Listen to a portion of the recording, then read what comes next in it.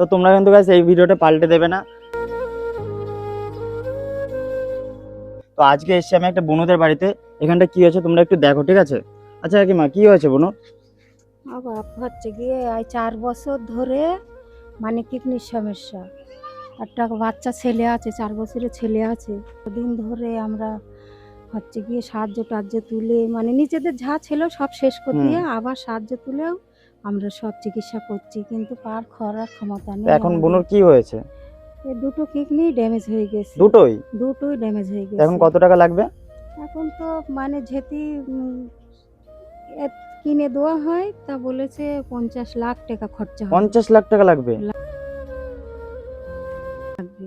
আর যদি নিজেরা ডোনার দেই তাও মানে আমার মানে ওর বাবা হোক মা হোক যেই হোক দিলি তাও বলছে 20-25 লাখ টাকা খরচা হবে। তোমার মেয়ে হয়? হ্যাঁ আমার মেয়ে। তো তোমাদের কত টাকা জোগাড় হয়েছে?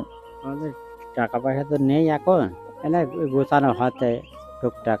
আচ্ছা, তো আপনি কি কাজ করেন? আমি কোনো কাজই করতে পারিনি। আচ্ছা, আপনার তো দেখছি একটা হাতও নেই। না,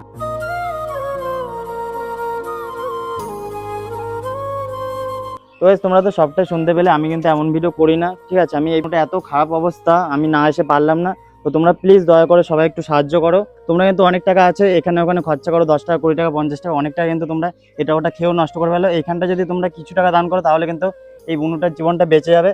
আমাকে সাহায্য করো, আমি বাঁচতে চাই। আর খালি দুটো মেয়ে, আমার একটা ছেলেও নেই যে ওর পাশে দাঁড়াবে কি ওর সাথে যাবে, এরকম মানুষ নেই।